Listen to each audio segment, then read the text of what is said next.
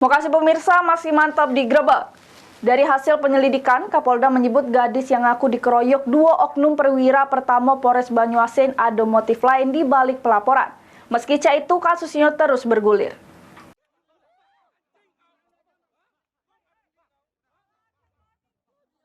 Kasus dugaan pengeroyokan yang dilakukan dua oknum perwira pertama Polres Banyuasin terhadap gadis yang terjadi di sebuah diskotik di Palembang terus bergulir.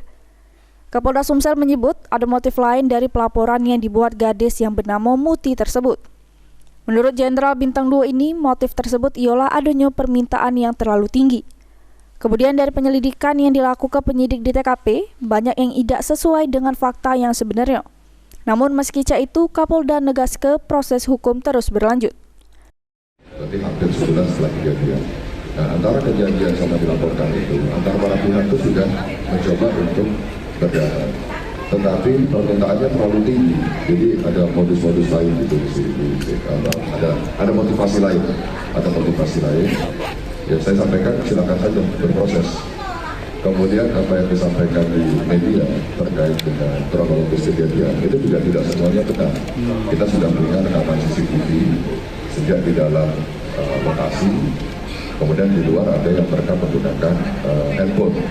Nah, di dalam lokasi itu kronologisnya tidak sesuai seperti yang ada di media. Diberitakan sebelumnya, seorang gadis di Palembang diduga jadi korban pengeroyokan oleh dua oknum polisi yang berpangkat AKP.